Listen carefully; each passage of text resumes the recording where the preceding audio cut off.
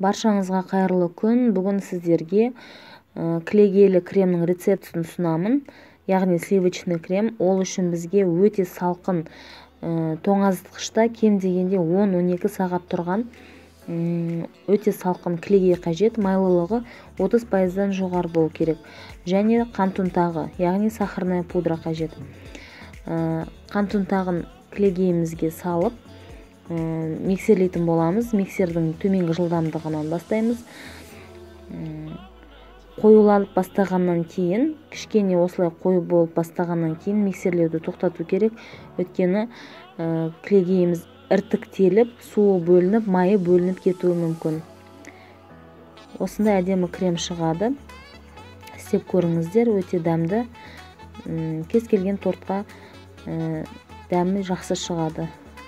Барлықтарыңызға рахмет. Сау болыңыздар.